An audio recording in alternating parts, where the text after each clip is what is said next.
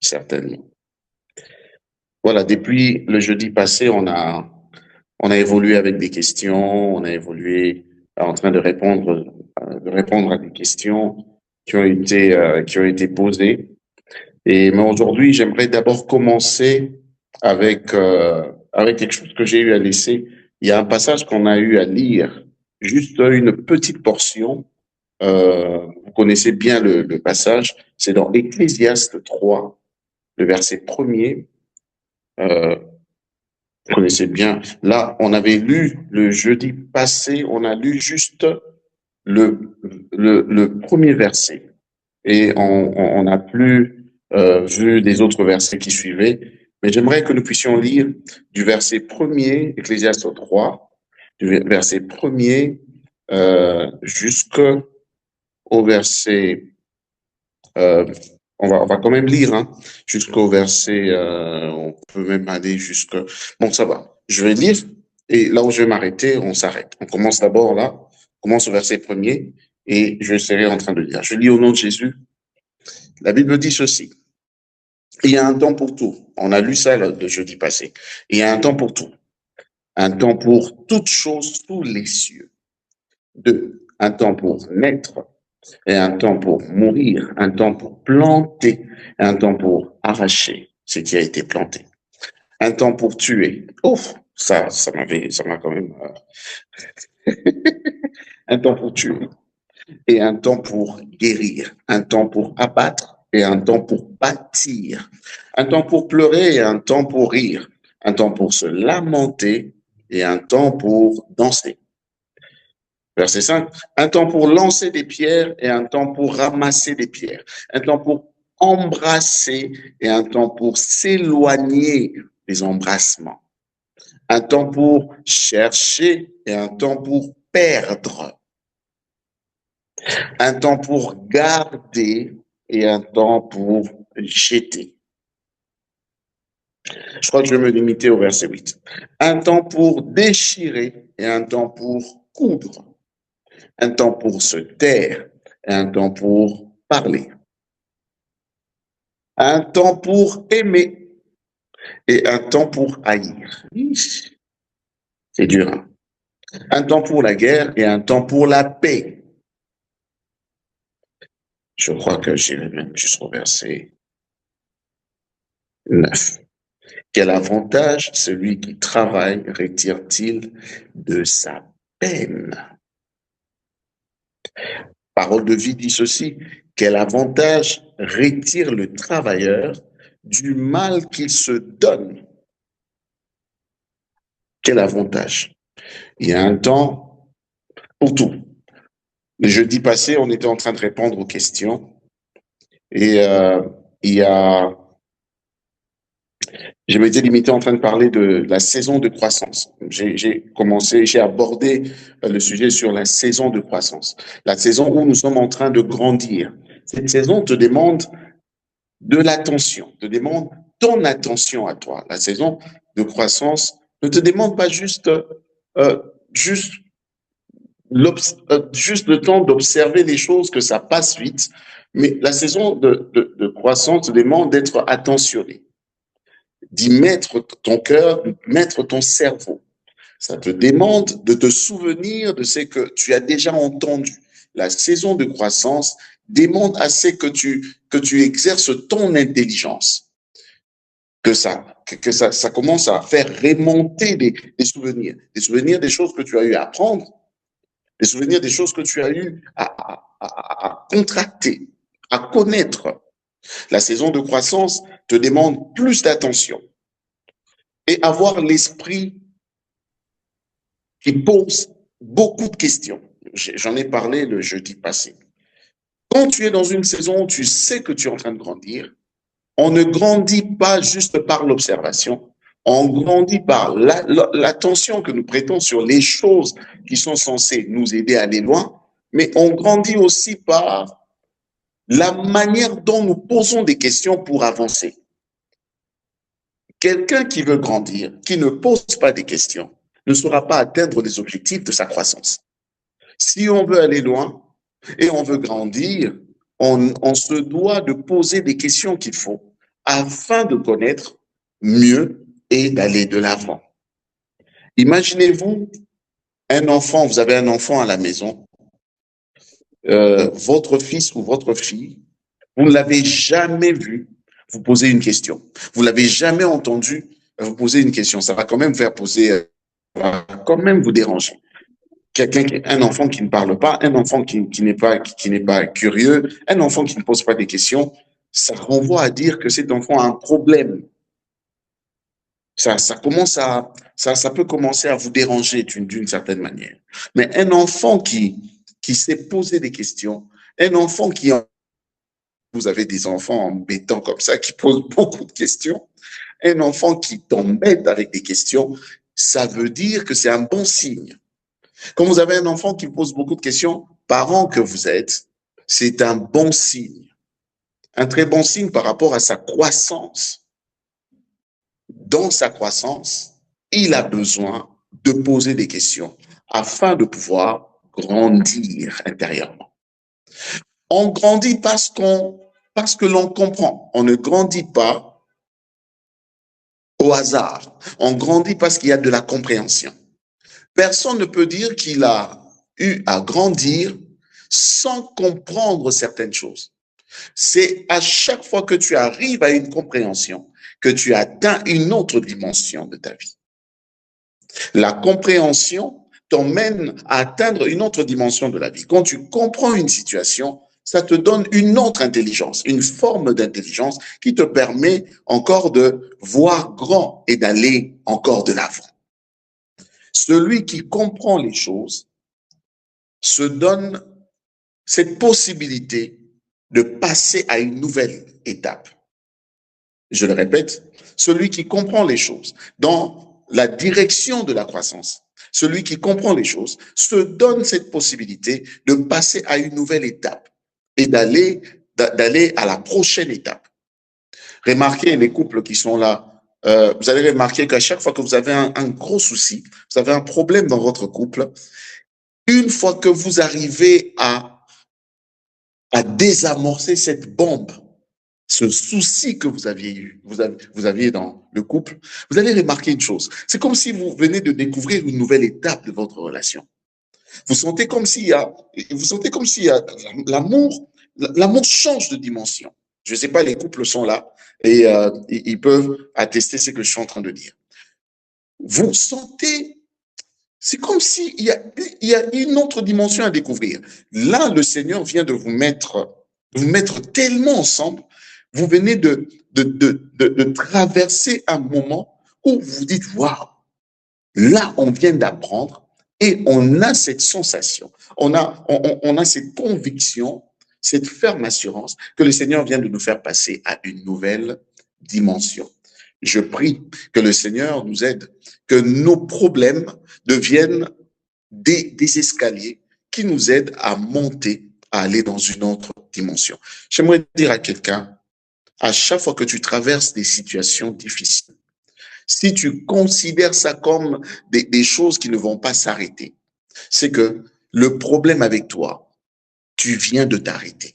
Tu viens toi-même de te limiter. Parce que chaque épreuve vient pour nous donner une nouvelle dimension. Retenez ceci. Chaque épreuve dans notre vie vient pour nous emmener dans une nouvelle dimension. Quand tu traverses un moment, sache que après ce moment-là, il y aura une nouvelle dimension. L'épreuve ne vient pas nous affaiblir, ne vient pas nous emmener vers le bas. L'épreuve veut simplement manifester cette intelligence que nous ignorons avoir.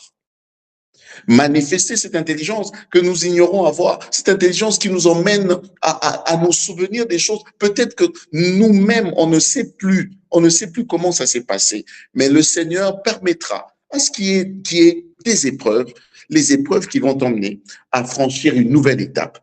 Je prie que tes épreuves ne puissent pas t'enterrer, mais que tes épreuves t'emmènent à franchir une nouvelle étape de ta vie.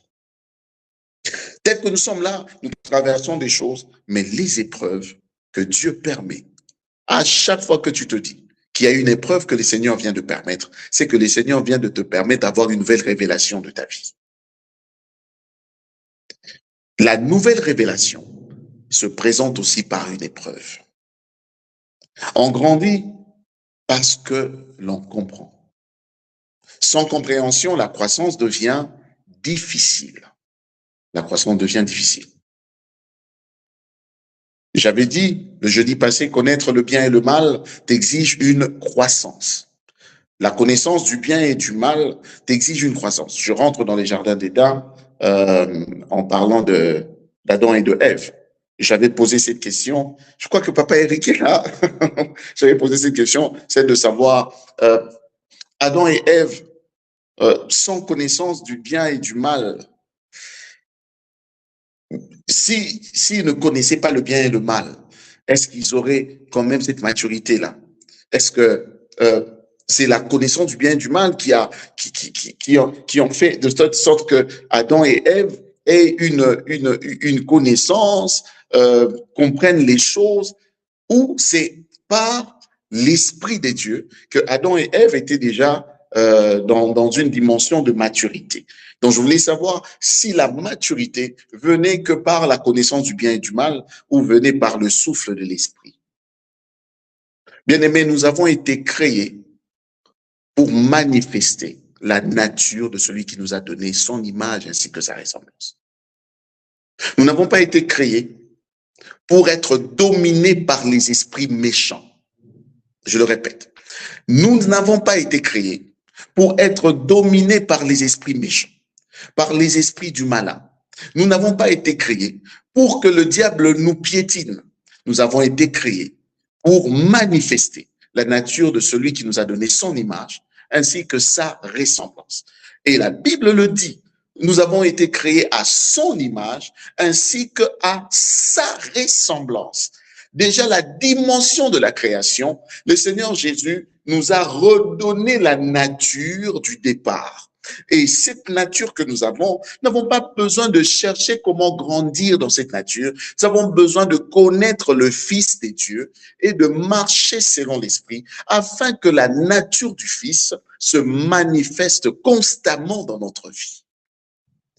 Le besoin, le désir que nous avons ici, ce n'est pas d'abord le désir d'avoir les biens matériels. Bien aimé, si tu trouves un travail, tu vas travailler, tu auras l'argent, tu vas acheter des maisons.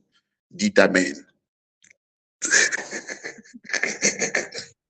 Quand le Seigneur te donne un travail, quand le Seigneur, tout ce que le Seigneur te donne la possibilité d'être riche. On n'est pas riche parce qu'on a beaucoup d'argent. On est riche parce qu'on a beaucoup de biens. Je le répète, deux fois, la monnaie devient aussi un bien matériel. Quand on parle de la bénédiction financière, deux fois, la bénédiction financière devient un bien aussi matériel. Pourquoi? Quelqu'un qui a 100 dollars et qu'il sort de la maison avec 100 euros, je parle d'euros, nous sommes dans le cadre de la Belgique. Quelqu'un qui a 100 euros, il sort de sa maison, il fait des dépenses avec ses 100 euros sans réfléchir, sans avoir à planifier quoi que ce soit. Ce n'est pas la mentalité des riches. La mentalité des riches, en ce qui concerne les finances, dans la mentalité des riches, il existe ce qu'on appelle de la planification. Tout doit être préparé, tout doit être planifié. J'aimerais dire à quelqu'un, en Jésus-Christ, tu es riche. Ta richesse en Christ se passe comment?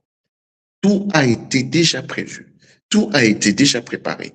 Il y a une provision en ce qui te concerne. Si tu t'attaches à Christ, tu manifestes sa richesse. Celui qui s'attache à Christ manifeste sa richesse. Adam et Ève, dans le jardin d'Éden, ils n'avaient pas encore connu, comment je peux le dire, ils n'avaient pas encore connu l'histoire de, comment je peux, ils n'avaient pas encore mangé le fruit, l'arbre de la connaissance du bien et du mal. Adam et Ève n'avaient pas encore mangé ça. Mais qu'est-ce qui s'est passé? Adam et Ève, l'Éternel avait interdit à Adam. Mais on voit dans la Bible, l'Éternel avait interdit à Adam Mais celle qui a été séduite par le serpent, c'est Ève, premièrement. Lorsqu'elle a été séduite par l'extérieur, par les apparences, c'est que l'arbre présentait cette image qui a comme emporté Ève. La séduction de l'extérieur a amené la désobéissance au principe des dieux. C'est à partir de cette désobéissance que la vraie maturité de l'image et de la ressemblance s'est sentie menacée et ça a quitté. Mais qu'est-ce qui se passe maintenant? L'homme doit commencer à analyser à part le bien et le mal et pour acquérir sa maturité. J'aimerais vous révéler une chose. La connaissance du bien et du mal ne nous a pas fait avancer, nous a fait régresser. On commence à tout faire pour connaître le fonctionnement des choses que le Seigneur avait placées en nous. On n'était pas censé chercher à connaître ça. Ce sont des choses qu'on devrait normalement recevoir et dire naturellement. On n'était pas censé connaître comment on appelle ça à l'intérieur, comment on appelle ça à l'intérieur. Donc, on doit encore répondre, faire la médecine, faire toutes ces choses-là. Mais aujourd'hui, je ne suis pas en train de dire étudier la médecine, c'est mauvais. Hein. Je ne suis pas en train de dire ça. Mais il y a une chose. Une vérité, c'est quoi? La connaissance du bien et du mal que nous avons introduit d'une manière précoce nous a empêchés de rester dans la nature première de l'image et de la ressemblance. Mais je bénis le Seigneur parce que Jésus est venu. Quand Christ est venu, Christ nous a remis dans cette nature. Et en Jésus-Christ, on ne regrette plus. En Jésus-Christ, nous vivons cette pleine nature. En Jésus-Christ, nous avons l'image, nous avons la ressemblance. Je prie que ton Jésus ne soit pas seulement un discours. Je prie que ton Jésus, que les gens le voient effectivement. On n'est plus dans le temps où on doit continuer à parler. On réveille l'intelligence, on ne réveille pas le côté où les gens doivent être impactés. Je prie que tu impactes avec le Jésus que tu as reçu. Que tu impactes au nom de Jésus. Ecclésiaste 3, que nous venons de lire, il y a un temps pour tout. Je suis venu t'annoncer une chose. S'il y a un temps pour tuer, il y a aussi un temps pour guérir. Mais toi, tu n'iras pas tuer. Toi, tu n'iras pas tuer. Toi, tu ne feras pas des vengeances. Mais j'aimerais te dire, tous ceux qui t'ont provoqué, tous ceux qui t'ont cherché vont rencontrer ton Dieu. S'il y a un temps pour tout, c'est qu'il y a un temps où Dieu vient pour venger ceux-là qui lui appartiennent. Je prie dans le nom de Jésus. La situation que tu traverses, cette situation a besoin des dieux. Tu as besoin que Dieu entre dans cette situation-là et qu'il soit celui qui va te venger. Ne te venge pas parce que la Bible déclare à moi la vengeance, à moi la rétribution. Ce n'est pas à nous de pouvoir nous venger. Ce n'est pas à nous de pouvoir faire quoi que ce soit. Il est celui qui a la capacité de nous venger. Et je prie dans le nom puissant de Jésus que l'Éternel venge cette situation au nom puissant de Jésus. S'il y a une situation que tu traverses, s'il y a des choses que tu es en train de vivre, des choses qui ne sont pas bien, qui ne sont pas bonnes, je prie dans le nom de Jésus que le Seigneur te donne la solution par sa propre vengeance et non par ta vengeance. Que Dieu te donne de la patience, que tu sois animé d'un cœur patient afin de pouvoir vivre sa vengeance.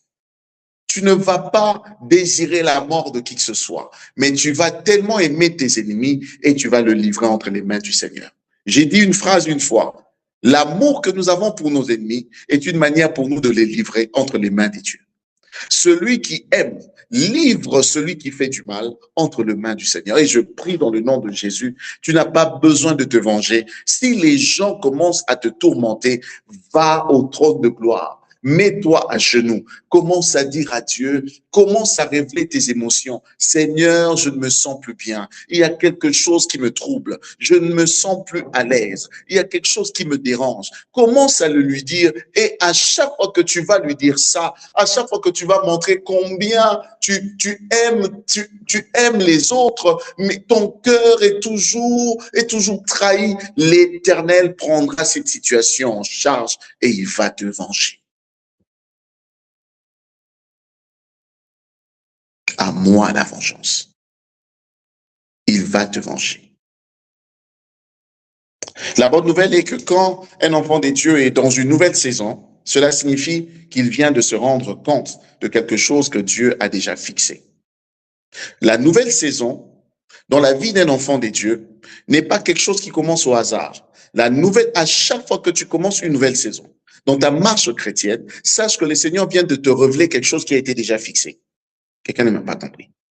À chaque fois que tu commences une nouvelle saison, quand tu te rends compte seulement qu'il y a comme des nouvelles choses qui commencent, des tentations nouvelles qui commencent. Il y a comme des signes de bénédiction nouvelles qui commencent. Quand tu commences à voir et des tentations nouvelles et des signes de bénédiction nouvelles, c'est une nouvelle saison. Quand tu commences à ressentir de l'oppression de part et d'autre, tu ressens que c'est que je ressens là, soit ça me fait tomber, soit ça me fait avancer. Si je ne résiste pas, je ne saurais pas avancer. À chaque fois qu'une situation vient pour que tu ne puisses pas résister, sache que tu es dans une nouvelle saison qui doit commencer.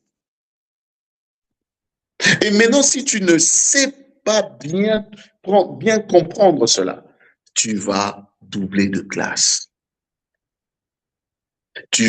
C'est on dit doubler ici, tu vas reprendre cette classe. Et quand tu reprends cela, ça va te prendre encore du temps. Je prie que tu ne passes pas à côté de ta nouvelle saison.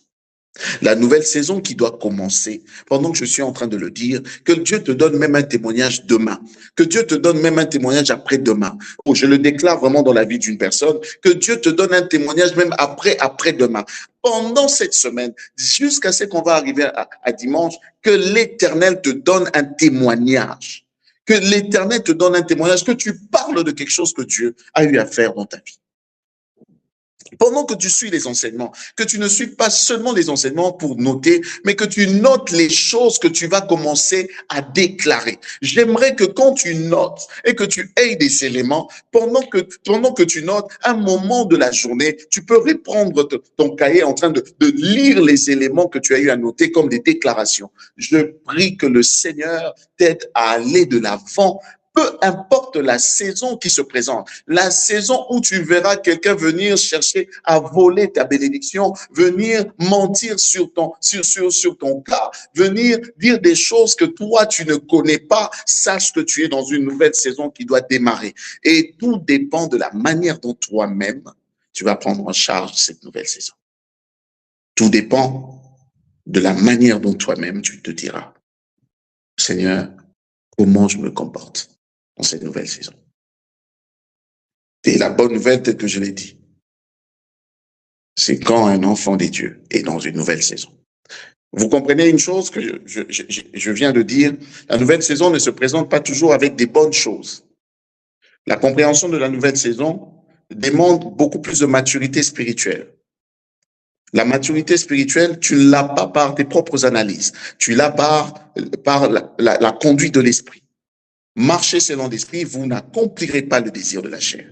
Celui qui est conduit par l'esprit comprendra comment la nouvelle saison s'établit dans sa vie. C'est seulement parce que tu es conduit par l'esprit. Elle peut se manifester par un dégoût, par la manipulation. Chaque vie, c'est comme ça que la nouvelle saison se manifeste. Elle peut se manifester par la manipulation. Mais sache que quand la nouvelle saison s'impose, c'est qu'il y a déjà un temps qui a été fixé. Quand Dieu te donne une nouvelle saison, regardez ce que Jésus est en train de vivre. Wow. Le Saint-Esprit amène Jésus pour être tenté. La Bible le dit ainsi. Le Saint-Esprit l'amena pour qu'il soit tenté. Là, je préfère m'arrêter un peu et nous laisser un peu réagir. Comment vous trouvez ça? Le Saint-Esprit amène Jésus pour qu'il soit tenté. Lui ne le tente pas. Il amène Jésus pour qu'il soit tenté. Et l'instrument utilisé, c'est le diable. Si quelqu'un n'intervient pas, je vais choisir. Comment vous trouvez ça? Le Saint-Esprit qui amène le Seigneur pour qu'il soit tenté. Comment vous interprétez ça par rapport à la vie d'aujourd'hui?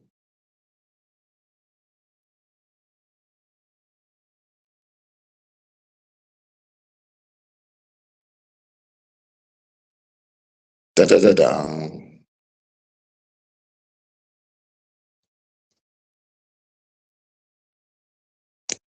Da, da, da, da. Comment vous interprétez ça? Comment vous interprétez? J'aimerais que quelqu'un se mette à la place de Jésus. Mettez-vous à la place de Jésus. Le Saint-Esprit amène Jésus pour qu'il soit tenté. Comment vous interprétez ça? Mettez-vous à la place de Jésus.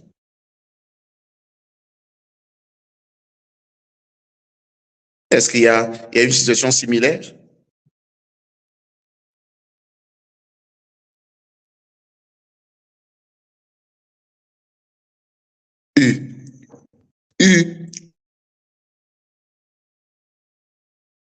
Je vois le frère écoute, le nom là c'est compliqué. Hein. Écoute d'ici, écoute d'ailleurs. Ah, c'est le frère Voilà. Mermans, c'est frère Mermans. Ça, c'est juste le nom des personnes. Oh. Comment vous interprétez ça? Là, vraiment, je vous laisse parler. Comment vous interprétez ça? Bon, je vais parler au moins. Bon, vu ma manière de voir les choses, je dirais que après la tentation, il y a une expérience. Vous voyez? Et c'est l'expérience qui fait grandir la personne. Vous venez de dire tantôt que euh, quand ta saison arrive, il y a quelque chose comme un changement. Ça peut venir d'une manière ou d'une autre, en fait. Vous voyez? Et il a fallu qu'il y ait la tentation pour que Jésus puisse, euh, comment je peux dire, ah, je suis bloqué. Vas-y, J'allais vas-y, dire, dis, comment? Ouais. oui, oui. Bon, il a fallu qu'il y ait la tentation pour que Jésus puisse comprendre que c'était sa saison d'une manière ou d'une autre. Voilà. Est-ce que Jésus Parce avait qu'en fait, besoin, ma question est aussi celle de savoir, est-ce que Jésus avait besoin de comprendre que c'était sa saison ou il savait qu'il était déjà dans une saison? hum, c'est un peu bizarre, ça va me pousser à donner aussi un autre exemple. Je vais t'aider. Oui, Je vais lui qui t'aider. est Dieu. Jésus a 12 ans. Je vais t'aider. Jésus a 12 ans. Mhm, Ses parents le cherchent. mhm. Jésus a 12 ans. Oui, Ses parents oui, le cherchent. Il est oui. conscient qu'il doit accomplir l'œuvre de son père. À 12 ans. C'est pas Mais, quelqu'un qui était inconscient de sa mission. Jésus était bien conscient de la mission qu'il avait. Mais non, le Saint-Esprit, Pasteur Amani est là? Pasteur Amani? Je suis là, pasteur. Oh, on a perdu Pasteur Amani. Non, non, je suis là, je suis là. Oui, Pasteur Amani, j'aimerais que J'ai vous juste puissiez nous coupé ma chercher. caméra parce que les enfants tournent tout le temps autour de moi, donc Oh voilà. oui, oui, oui. Je voulais juste Oui, que vous dis-moi, puissiez me pasteur. chercher. Je voulais juste que vous puissiez me chercher le passage. Le passage, vous allez nous lire ça pendant que je suis en train de développer. Ok. Là où on parle de Jésus, l'Esprit l'amena et pour afin qu'il soit tenté. Dans Luc 4. Voilà. Ok, je vois ça. Luc chapitre 4. Bien. Luc chapitre 4, à partir du premier verset, la Bible dit, Jésus, rempli du Saint-Esprit, revint du Jourdain, où il fut conduit par l'Esprit dans le désert, où il fut tenté par le diable pendant 40 jours. Est-ce qu'on peut lire la version... là, c'est quelle version? Louis II. Là, c'est la version Louis II. Oui. On y va. Luc 4. Luc 4. J'ai Parole de vie, j'ai Français courant, j'ai Semeur aussi. Oui, oui. Et la Bible expliquée. Je lis Parole de vie.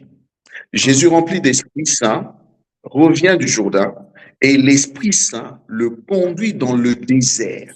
N'oubliez pas, nous sommes toujours en train de parler de grandir. Hein. On n'est pas encore parti sur servir. On est toujours dans grandir. Jésus, rempli d'Esprit Saint, revient du Jourdain et l'Esprit Saint le conduit dans le désert. Là, pendant 40 jours, l'esprit du mal tente Jésus. Je lis rapidement Parole vivante, et je vais faire rapide pour que nous puissions prier. En revenant du Jourdain, Jésus, rempli de l'Esprit Saint, fut conduit par lui dans le désert pour être mis à l'épreuve. Je venais de vous parler de l'épreuve. Pour être mis à l'épreuve. Il y a certains ici, j'aimerais le répéter, tels que nous sommes là, on ne peut jamais croire que nous sommes remplis de l'Esprit afin que nous soyons mis à l'épreuve devant Satan. Imaginez-vous, on vous dit que vous êtes remplis du Saint-Esprit et vous rencontrez quelqu'un qui vient vraiment vous dire des choses qui vont vraiment déranger votre nature.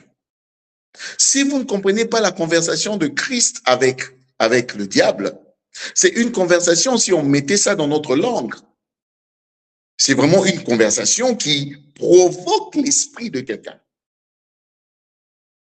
C'est vraiment un dérangement. Jésus pouvait aussi répondre en disant, mais toi, tais-toi, c'est quoi ça? Moi, je suis ton maître. Jésus pouvait aussi répondre d'une certaine manière, mais il a trouvé une manière de pouvoir répondre au diable.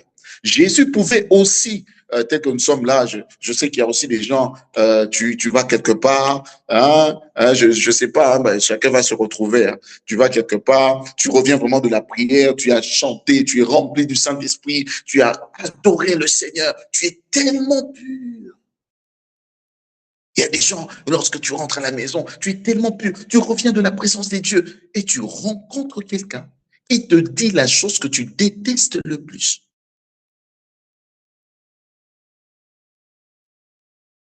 Quelqu'un qui te dit, je prends un exemple, tu n'aimes pas qu'on te dise la ferme. Quelqu'un qui te regarde, tu rentres comme ça, tu poses juste une question, tu salues même les gens et quelqu'un te regarde avec dédain et il te dit la ferme. Tu viens avec n'importe quoi. Dites-moi, vous réagissez comment?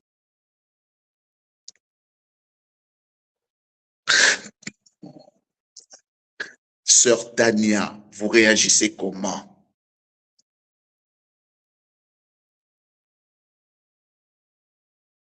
C'est compliqué, hein? Papa Eric, vous réagissez comment?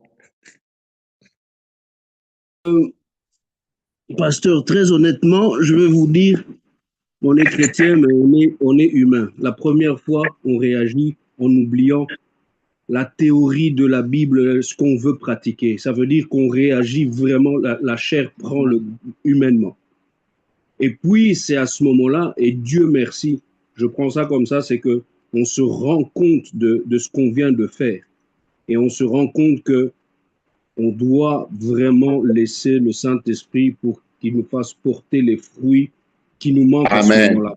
On peut avoir l'amour, on n'a pas la maîtrise de soi et on se rend compte qu'on doit dépendre entièrement et totalement de lui. Donc, on prend ça d'un côté, ça fait mal parce qu'on se rend compte que ce qu'on avait rejeté hier, ce qu'on avait vomi hier, on est encore en plein dedans. Comme Paul disait, ce que je veux faire, je ne le fais pas. Mais dès l'instant que je ne veux pas faire, je le fais. Qui me délivrera de ça? C'est à ce moment-là qu'on revient vraiment au pied en disant, Saint-Esprit, en tout cas, je ne sais même pas. J'ai crucifié ça, mais il y a des domaines comme ça qui reviennent sans même que j'ai à réfléchir. Et donc, à ce moment-là, on prend conscience de notre faiblesse et il y a des domaines comme ça où on doit vraiment travailler et le laisser vraiment. Et la deuxième fois, ce sera, on prendra ça sur nous, sur notre ego, on va avaler ça sans rien dire, mais ça bouillonne en nous et c'est le premier pas. Et puis la troisième fois, et puis un jour, c'est ça le côté, c'est ça vraiment là où on se trouve humain. Voilà. C'est là vraiment, là on se voit humain. Et je pense, c'est ça la question que je me pose maintenant. Quand l'esprit, Jésus rempli de l'esprit,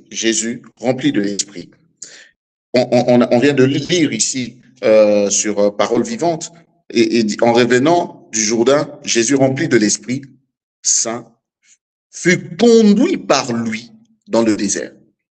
Il fut conduit par lui dans le désert. Pour ne pas nous prendre plus de temps, je sais qu'on va revenir sur ça. Je crois que grandir, la valeur grandir, il y a beaucoup de choses à dire, il y a beaucoup de choses à décortiquer.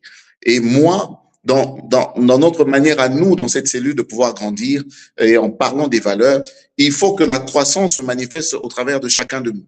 Et c'est comme ça que je nous laisse toujours le temps de pouvoir expliquer, de parler de ce que nous avons compris de cette croissance-là. Parce que le mal, c'est quoi? Une vie chrétienne d'observation ne te permettra pas de franchir les étapes qu'il faut. Une vie chrétienne où tu ne restes que en train de regarder les autres en train de faire, tu ne sauras pas aller de l'avant. Tu ne sauras pas découvrir certaines choses. Parce que dans la marche avec le Seigneur, il faut que tu arrives à poser des questions.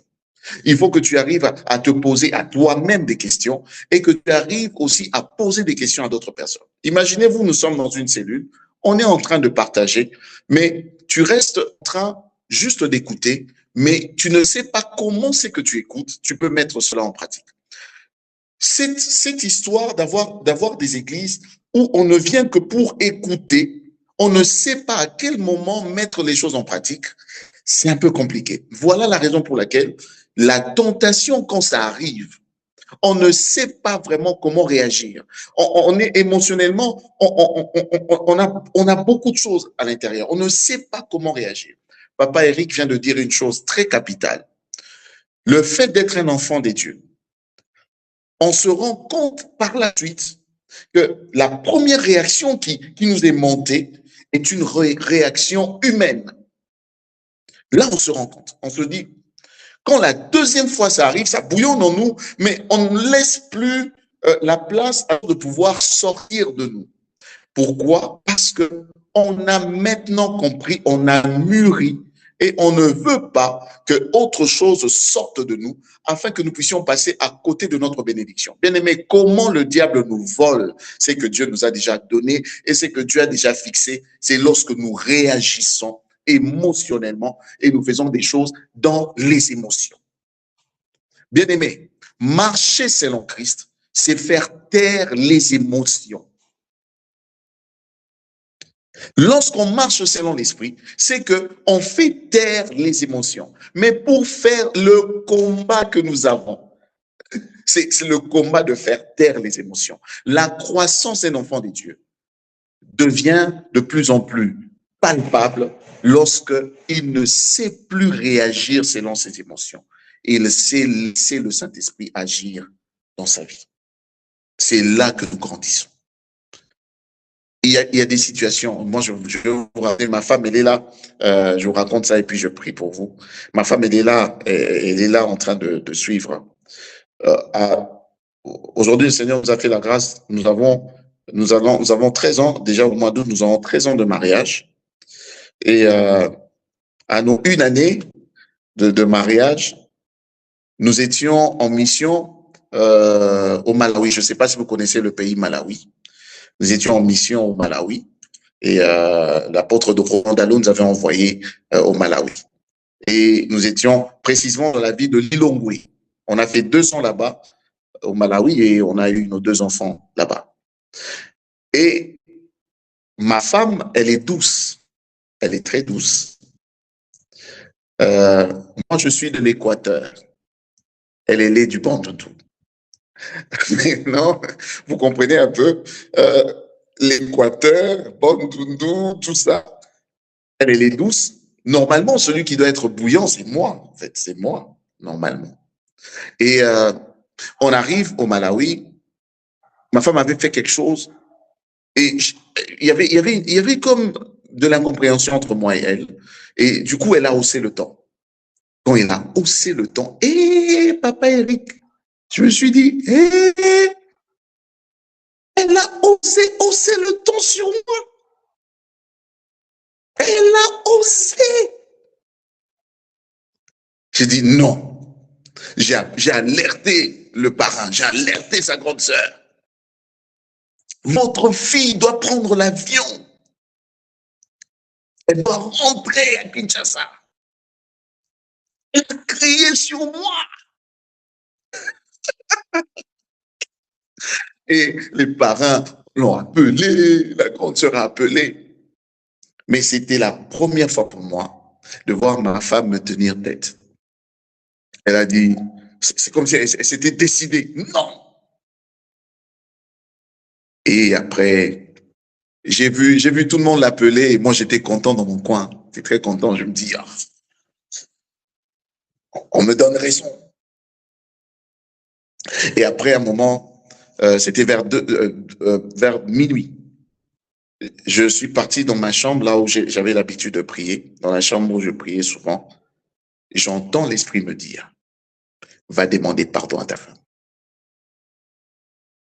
Oh, je me suis dit, ça c'est pas la voix que j'entends souvent. J'entends encore la voix répéter, va demander pardon à ta femme. Et j'entends la voix ajouter, tu es méchant. Moi, méchant. J'ai commencé à discuter avec la voix dans ma chambre. J'ai discuté, non, moi, je n'ai pas fait ça, c'est elle qui a fait ça. Et je ne sais pas si vous avez cette expérience-là d'entendre la voix de Dieu. C'est toujours une voix qui vient avec une douceur. Cette voix te dit, va demander pardon à ta femme. C'était lourd, c'était lourd. Je suis parti. C'était vers 1h du matin. J'arrive sur le lit. J'ai dit, j'ai réveillé d'abord. Chérie. Elle se réveille, elle me regarde en boudant. Déjà, ça m'a encore énervé. Elle boude encore. Elle n'a pas raison. Et quand elle se lève, je dis, chérie, j'aimerais qu'on parle. C'est pas moi, je t'ai rien fait. Moi, je t'ai rien fait. C'est toi qui m'as fait quelque chose. Et puis, elle me regarde. Quand j'ai dit ça, elle me regarde. Elle retourne sur le lit. J'ai dit, chérie, excuse-moi, s'il te plaît. J'aimerais te parler. Je dis, pardonne-moi. Pardonne-moi, je me suis très mal comporté. Et je pense que j'ai été égoïste. J'ai été égoïste et je te demande pardon. Je pense que ces genres de choses ne vont plus se répéter et tout. Et elle m'a regardé, elle a dit, pardonne-moi aussi. Je crois que moi aussi, j'ai été égoïste. Et je te demande pardon. Vous savez, cette réaction n'a rien à voir avec les émotions. Cette réaction a à voir avec l'obéissance. Cette réaction a à voir avec la conduite du Saint-Esprit. Parce qu'émotionnellement, j'allais garder ma position. Mais avec l'Esprit de Dieu, je n'ai pas gardé ma position. Je me suis décidé de faire ce que le Saint-Esprit voulait que je fasse. Ça, c'est une leçon, ça nous apprend le brisement auprès du Seigneur. Que le Seigneur nous aide à marcher dans ce sens-là. C'est ça, en fait, renoncer à soi-même. La conversion demande à ce que nous puissions renoncer à nous-mêmes. Et c'est seulement ainsi que nous pouvons réellement parler de la croissance. Tant que émotionnellement on sera vivant, on ne saura pas grandir. Jésus, il a répondu au diable. Est-ce que vous vous imaginez? Jésus a répondu au diable. Il a donné des réponses. Quand vous lisez ce passage-là, vous verrez que Jésus était en train de répondre sans être emporté par les émotions. Jésus était conduit par l'Esprit en donnant ces genres de réponses. J'aimerais prier. Je déclare dans le nom de Jésus. Seigneur, il y a tellement des choses que nous sommes censés apprendre. Tellement des choses que nous sommes censés apprendre. Chacun peut apprendre de l'autre aussi. Mais nous te demandons une seule chose. Nous voulons enterrer l'homme intérieur. Et nous voulons vivre selon l'esprit. L'homme intérieur nous empêche de faire exactement ce que tu attends de nous. Mais la marche selon l'esprit nous aide à agir exactement tel que l'esprit le veut. Seigneur, donne-nous la possibilité d'agir selon l'esprit et que nous puissions vivre réellement cette croissance au nom puissant de Jésus. Amen. Amen. Amen, amen, amen. Que Dieu soit loué. Et je crois que le jeudi prochain, nous allons aller sur la direction de servir. C'est notre la dernière valeur qui nous reste, n'est-ce pas, pasteur Mani? Oui, on a fait emmener, adorer, grandir, servir, aimer. Oui, ça sera la dernière. C'est servir, non? Oui, On a fait adorer, servir. on a fait Oui, aimer, on a fait amener. Oui. Grandir. On a fait grandir et on va Il ne faire reste que servir. Oui, on va faire servir le jeudi prochain. J'aimerais quand même nous donner un petit devoir par rapport à servir. Et je parle pas d'abord de servir à l'église. Je parle pas d'abord de ça. Je parle pas d'abord de comment tu sers à l'église. Est-ce que tu es protocole? Est-ce que tu es... Non, non, ça n'a rien à voir avec ça. J'aimerais nous demander un petit devoir. Est-ce que chaque mois, as-tu un programme où tu rends service? Peu importe, ça dépend. Dans ta maison, au travail, oui, on travaille. Mais je suis dans une autre dimension de servir.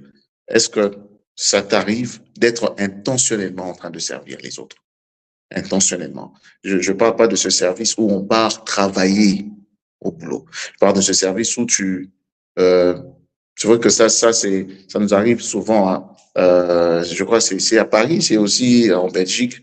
Il y a toujours une nationalité qui demande de l'argent, je crois. Ils demandent de l'argent, c'est comme par habitude. C'est pas qu'ils ils n'ont pas d'argent, mais il y a je sais pas si vous connaissez c'est quelle nationalité déjà. Je crois que c'est le Roumain, je crois, le Roumain. Ils demandent de l'argent, c'est par habitude en fait. C'est pas qu'ils n'ont pas d'argent, c'est que non, les gitans, oui, les gitans, merci. Ah, c'est ce qui me manquait. Ils demandent l'argent, en fait, c'est comme ça qu'ils vivent. Et c'est vrai, ça nous arrive, quand tu regardes un gitan, tu te dis, ah, ouais, ils nous embêtent. Ils entrent dans des métros, ils demandent comme ça. Ils ont toujours, je ne sais pas, est-ce que vous pouvez me donner, je vais manger. Quand tu dis rien, ils passent. Tu dis rien, ils passent. Mais est-ce que ça t'arrive pendant le mois de servir? Tu sens que dans ton cœur, c'est que tu viens de faire là. Tu viens vraiment de servir. Je ne parle pas d'abord de la manière dont tu donnes ta dîme, de la manière dont tu donnes ton offrande. C'est pas d'abord ça. Mais est-ce que ça t'arrive de rendre service? L'exemple, c'est toujours Jésus. Est-ce que ça nous arrive de rendre service? Je pose cette question, je nous demande de pouvoir réfléchir. Quand on se retrouve le jeudi prochain, on va laisser la parole. Mais non, en tout cas, on va laisser la parole le jeudi prochain. Maman Tania doit parler. Maman La Joie doit parler. Toutes les personnes là qui ne parlent pas là. Vous ne laissez pas cette cellule à moi et à papa Eric et papa Pasteur Amani et le frère Christian. Les gens là, tous ceux que je vois là. Même à côté de papa Eric, il y a quelqu'un qui ne parle pas. Je vois que ses mains.